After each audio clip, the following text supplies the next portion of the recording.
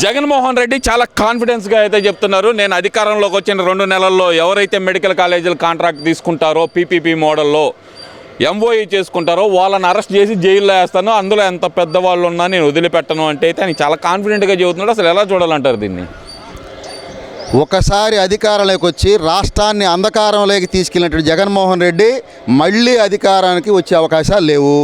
ప్రజలు ఇప్పటికే ఫిక్స్ అయిపోయారు. ఇలాంటి తొగ్లక్ని మనం తీసుకొచ్చుకొని రాష్ట్రం ప్రయోజనాలు, రాష్ట్ర అభివృద్ధి కుంటుపడిపోయింది. ఇంకా భవిష్యత్తులో చంద్రబాబు నాయుడు తప్పక ఇంకెవరు ఈ రాష్ట్రాన్ని డెవలప్ చేయలేని చెప్పని ప్రజలందరూ కూడా ఆలోచిస్తున్నారు. దాంట్లో భాగమే 164 సీట్లు కూటమికి కట్టబెట్టారని చెప్పని ఈ సందర్భంగా తెలియజేసుకుంటా ఉన్నాం. అంటే ఇప్పుడు మరి జగన్మోహన్ రెడ్డి అంత కాన్ఫిడెన్స్గా ఎలా చెప్పగలుగుతున్నారు? అసలు ఎలాగంటే కనుక నేను వచ్చేస్తున్నాను 29లో, నేను వస్తే ఎమ్మటే 2 నెలల్లో లోపలేస్తాననే కాన్ఫిడెన్స్ ఎలా చెబుతున్నాడు. అలాగే ఈ పీపీపీ మోడల్లో జరుగుతుందంతా అవినీతే, రాష్ట్రంలో అవినీతి మాత్రమే రాజ్యం ఏలుతుంది అంటూ మరి ఆయన ఎలా పోర్ట్రేట్ చేస్తున్నారు అనుకోవాలంటారు దాన్ని? అవినీతికి అడ్డానే జగన్మోహన్ రెడ్డి. ఆయన మాట్లాడేదానికి అవినీతి గురించి దెయ్యాలు వేదాలు వెళ్ళినట్టుగా ఉంటాయి తప్పక రెండో కారణం లేదు. ఒకటే గుర్తుపెట్టుకోవాలి, ఆయన ఈ రోజున ఇచ్చినటువంటి అధికారం ఏదైతే ఉందో చంద్రబాబు నాయుడు దానికి అనుగుణంగా ప్రజల అభిష్టం మేరకు, ప్రజల కోరిక మేరకు రాష్ట్ర అభివృద్ధిని, రాష్ట్ర ప్రయోజనాల కోసం ఒకవైపు అభివృద్ధి, ఒకవైపు సంక్షేమం అన్ని విధాలుగా చేసుకుంటూ వెళ్ళిపోతున్నాడు. కాబట్టి జగన్మోహన్ రెడ్డి గురించి అసలు ప్రజలు ఆలోచించే పరిస్థితి లేదు. ఆయన చేసిన దొంగతనాల చిట్ట తొందరలోనే బయటపడే అవకాశాలు ఉన్నాయి. ఆయన ముందు కూడా చాలా రాష్ట్రానికి చేసినటువంటి అన్యాయం ప్రజలు ఎండగట్టేదానికి అవకాశం. ఆయన ఏదో దొంగ అని చెప్పని ఆయన దొంగతనం చేసి ఊరకేదో చెప్పడం తప్పక ప్రజలైతే నమ్మే పరిస్థితి లేదు. ప్రజలు నమ్మే పరిస్థితి లేదని మీరు అంటున్నారు. కాకపోతే ప్రజలు నా వెనకమాలే ఉన్నారు. అందుకే నేను ఎక్కడికి వెళ్ళినా సరే 18 నెలల కూటమి పాలనకి విసుగు చెంది నా వెనకమాల ప్రజలు వస్తున్నారు, వేలాదిగా వస్తున్నారు, లక్షలాదిగా వస్తున్నారు. ఎక్కడికి వెళ్ళినా నన్ను సీఎం అంటున్నారు, కాబోయే సీఎం అని నేనే అంటున్నాడు మరి జగన్మోహన్ రెడ్డి. మరి దానికి ఏం చెప్తారు? అసలు ప్రజలు, సామాన్య ప్రజలు చాలా సంతోషంగా ఉన్నారు. అందరూ కూడా ఎవరి పని వాళ్ళు చేసుకుంటున్నారు. నీతో వచ్చేవాళ్ళు ఎవరైనా సరే నీ పార్టీలో ఉన్నటువంటి అభిమానులు, నీ పార్టీలో ఉన్నటువంటి పదవులు అనుభవించేవాళ్ళు తప్పక నీతో ఎవరు రావట్లేదు. నువ్వు వెనక తిరిగి చూసుకుంటే ఒకసారి నీకు అర్థమవుతుంది జనం ఎవరున్నారు.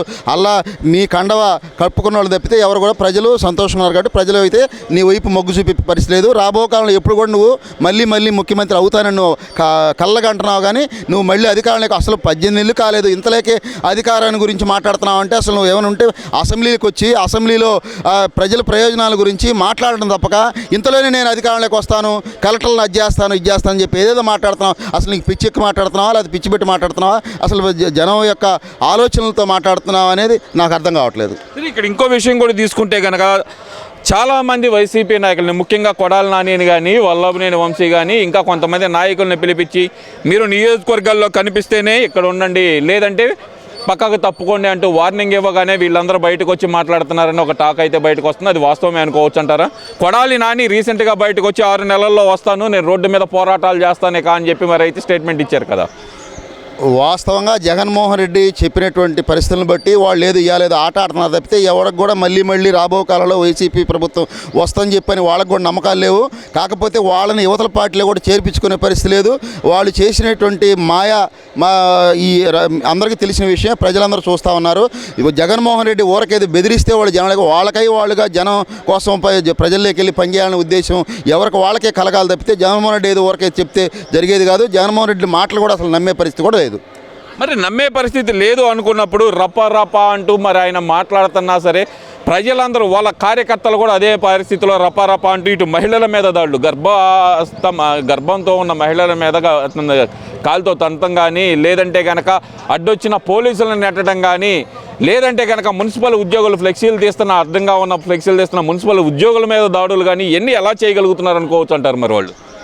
వాళ్ళకి మతి స్థిమితం లేక అధికారం మళ్ళీ వస్తాము వైనాట్ 75 ఉద్దేశంతో ఉన్నారు. కాబట్టి దాన్ని తట్టుకోలేక ఇంకా మాట్లాడుతున్న తప్పక ఆ రోజున చేసినటువంటి అగాత్యాలు అందరూ గుర్తున్నాయి. ఈరోజు నువ్వు గర్భిణితో ఉన్న మహిళల్ని మీ కార్యకర్తలు తంతనారంటే మీకు ఎంత దారుణమైన పరిస్థితిలో మీరు ఉన్నారో. నువ్వు కూడా ఒక తల్లి కడుపు నుంచి పుట్టినాడు. ఆ రోజు నేను తన్నుంటే ఆ నీ పరిస్థితి ఏది నువ్వు ఆలోచించాలి.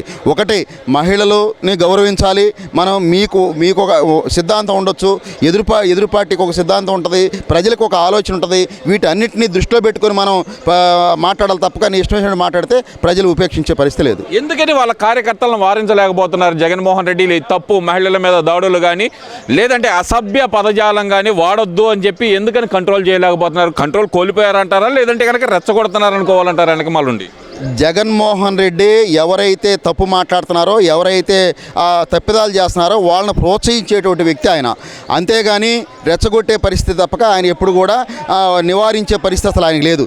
ఎవరైతే దూకుడుగా మాడతారో, ఎవరైతే ఎదుటివాడిని తిడతారో వాళ్ళనే ప్రోత్సహిస్తూ గతంలో కూడా 5 ఏళ్ళు పరిపాలన చేశాడు. కాబట్టి ఈరోజు కూడా అట్లాంటి వాళ్ళు అంటేనే అతనికి ఇష్టం.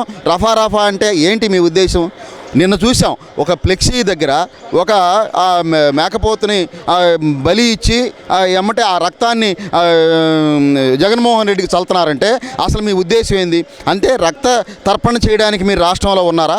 రక్త తర్పణ చేయాలని చెప్పి ముందే ఇండికేషన్ ఇస్తున్నారా? అంటే రాబో కాలంలో ఇలాంటి పరిస్థితులను ఎన్నో చూడాలని చెప్పి చెప్తున్నారా? అసలు ప్రజలకు ఏ సంకేతం ఇస్తున్నారు? అసలు ఇదేంది? మీకు పుట్టినరోజు ఉంటే పుట్టినరోజు ఎవరైనా బర్త్డే కేకులు కట్ చేసుకుంటారు, 10 మందికి ఏదైనా అన్నదానం చేస్తారు, లేదా వస్త్రదానం చేస్తారు. అది వదిలేసి మీరు ఇట్లాంటి దుర్మార్గాలు కొడిగడుతున్నారంటే మీ మనస్తత్వం అది అని చెప్పి ఈ సందర్భంగా తెలియజేసుకుంటున్నాం. ఇక్కడ తీసుకుంటే కనుక ఇంకో విషయం తీసుకుంటే కనుక ఈ వైసీపీ నాయకులు పదే ఈ అంబటి రాంబాబు గారు అయితే నిన్న లోకేష్ గారిని ఉద్దేశించి పిల్ల కాకేం తెలుసు ఉండేలు దెబ్బ ముందలుంద ముసళ్ళ పండగ అంటున్నారు కదా, మరి దానికి ఏం చెప్తారు అనుకోవాలంటే? అంబటి రాంబాబు ఎప్పుడేం మాట్లాడుతున్నాడో ఆయనకే తెలియట్లేదు. తిరుపతి పోయి అన్నదానం చేసి బ్రహ్మాండంగా అద్భుతంగా ఉందని చెప్పి ఆయన నోటి గుండానే మాట్లాడాడు. మళ్ళీ బయటకు వచ్చి మరి అది బాగాలేదు ఇది బాగాలేదని చెప్పని జగన్మోహన్ రెడ్డి వెనకాల ముచ్చిన కొంతలు కొట్టగానే మళ్ళీ ఆయన మాట మార్చి ఏదో మాట్లాడుతున్నాడు. అసలు అంబటి రాంబాబు అనే వ్యక్తి నువ్వు జిల్లా పార్టీ అధ్యక్షుడిగా ఉన్నావు. జిల్లా పార్టీ అధ్యక్షుడిగా ఉన్నప్పుడు నీకు ఏదో ఒకటి జగన్మోహన్ రెడ్డి నుంచి వచ్చిన ఒత్తిడికి నువ్వేదో మాట్లాడాలని ఏదో చేయాలనే ఉద్దేశంతో నువ్వు మాట్లాడడం తప్పక లోకేష్ బాబు ఏం చేస్తున్నాడు? లోకేష్ బాబు ఈ రోజున ఎన్ని కంపెనీలు తీసుకొచ్చాడు, ఎన్ని సంస్కరణలు తీసుకొచ్చాడు, స్కూల్ పట్ల పిల్లల విషయంలో కానీ స్కూల్ పట్ల చేసేటువంటి ప్రేమ కానీ ఈ విధంగా బ్రహ్మాండమైన పరిస్థితి సంస్కరణలు తీసుకొచ్చి బాగా మీరు ఆ రోజున పుస్తకాలు సరిగ్గా ఇచ్చిన పరిస్థితి లేదు, బెల్ట్లు సరిగ్గా ఇచ్చిన పరిస్థితి లేదు. ఇచ్చినా కూడా మీ జగన్మోహన్ రెడ్డి బొమ్మ వేసుకొని ఆ రోజున మీరు ప్రజాధనంతో పిల్లలకి ఇస్తే ఈ రోజున ఎలాంటి ఇది లేకుండా ప్రభుత్వ పాఠశాలని అభివృద్ధి చేసే దాంట్లో భాగంగా నిమగ్నమై ఉన్నాడు. రాష్ట్ర అభివృద్ధి కోసం నిమగ్నమై ఉన్నాడు. లోకేష్ బాబు ఆయన అంత స్థాయి కానీ అంత సినిమా కానీ నీకు లేదని చెప్పని సందర్భంగా తెలియజేసుకుంటాం. 2029 నాదే అధికారం, ఈసారి వస్తే కనుక 2.0 చూపిస్తా. ఈ 2.0 సంగతి ఏమనుకోవాలంటారు?